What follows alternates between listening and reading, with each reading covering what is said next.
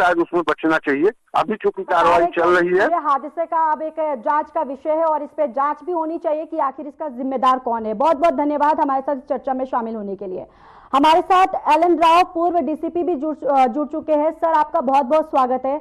और सबसे पहला सर, मेरा सवाल यही है कि जिस तरीके से कल रात को ये हादसा हुआ है, आखिर क्या यहाँ पर रेलवे की तरफ से ये बहुत बड़ा फेलियर नहीं है?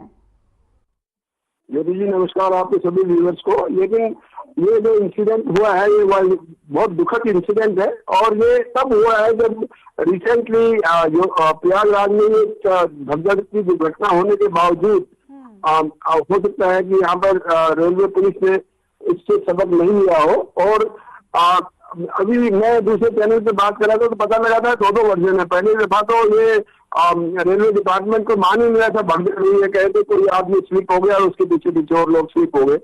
ये एक्चुअल में घटना भगदड़ की है। भगदड़ क्यों हुई है उसकी वजह भी है कि या तो ट्रेन लेट आई या उनका प्लेटफॉर्म चेंज हुआ, ये सारी बातें हैं। और जितना ही भीड़ वहां पर थी, प्लेटफॉर्म की कैपेसिटी देखनी चाहिए, जितनी कैपेसिटी है उतना ही तो टिकट हो या उनकी एंट्री एग्जिट मॉनिटर करनी चाहिए।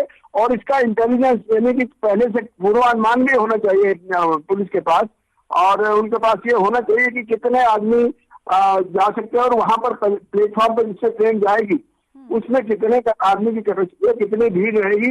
और कोई भी ऐसी अप्रिय घटना अगर हो जाए तो उसका तुरंत निवारण करने के लिए जिस प्रकार से ये हुई है, तो इसमें 18 आदमी मरने की बात बता रहे हैं, तो ये उनको कम से कम किया जा सकता था अगर उसको समय रहते वो करते। लेकिन फिर भी क्योंकि भीड़ है, और जैसे पूर्व प्रवक्ता बता रहे थे, पब्लिक को भी इसमें लेसन लेना चाहिए कि इस ऐसी भीड़ भाड़ से बचने के लिए कोशिश करें, क्योंकि ऐसी दुर्घटनाएं बहुत पहले हो चुकी है। ये अकेली एक दुर्घटना नहीं है, रेलवे स्टेशन पर भगदड़ की और कई जगह भी पंडाल में, जैसे पीछे यूपी में एक पंडाल में स्वामी जी प्रवचन करे थे, वहां भगदड़ हुई, वहां बहुत से लोग मारे गए थे, और कई जगह पे ऐसी भगदड़ की बात हुई है। तो उनसे बचने के लिए जो सरकार को, और दूसरी बात यह है कि इंक्वायरी हर एक इंसिडेंट की होती है, इसमें भी जैसे हाई लेवल कमेटी की इंक्वायरी उन्होंने कर दी है, वो हाई लेवल की कमेटी की इंक्वायरी की रिपोर्ट क्या आएगी उसका कोई पालन करना चाहिए ना। पीछे भी तो ऐसी इंक्वायरी कमेटियां हुई है, उन्होंने जो डायरेक्शन दी थी, जो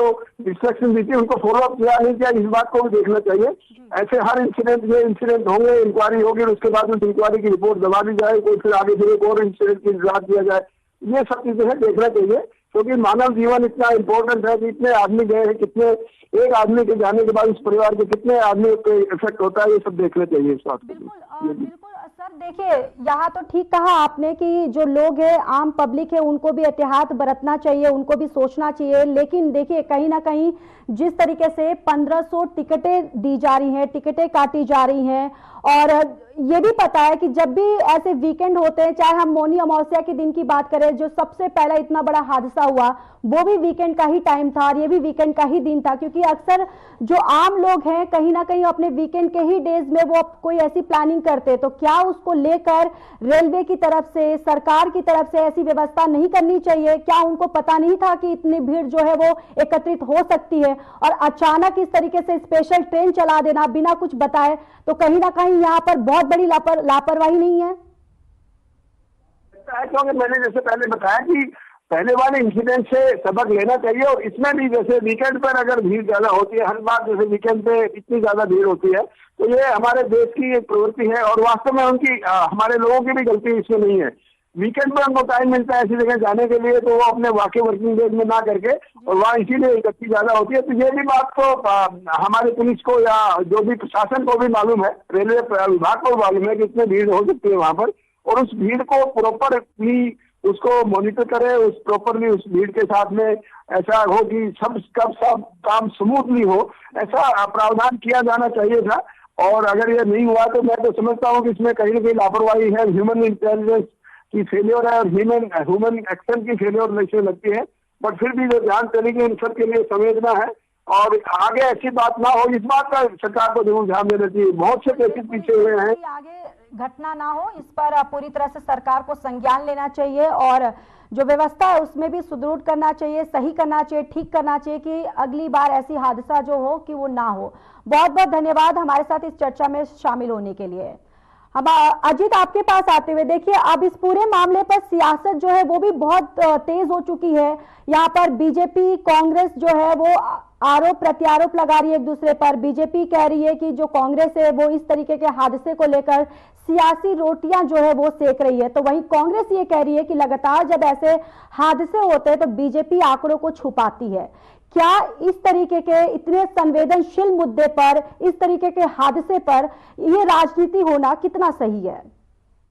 देखिए बिल्कुल ज्योति, ये कोई पहली बार नहीं है। ऐसे आमतौर पर जब भी ऐसी कोई घटना सामने आती है तो उसमें आरोप और प्रत्यारोप की जो राजनीति है वो आमतौर पर देखने को मिलती है, जहां एक और विपक्ष जो है उन मुद्दों को लेकर के सवाल खड़े करता है सत्तासीन सरकार पर, तो वही सत्तासीन सरकार जो है वो बार बार उसको एक राजनीति अंदर ना लेने का एक जो बात है वो रखती है। और कहीं ना कहीं ये कहा जा सकता है कि इसी का परिणाम रहा कि जहां एक और देर शाम को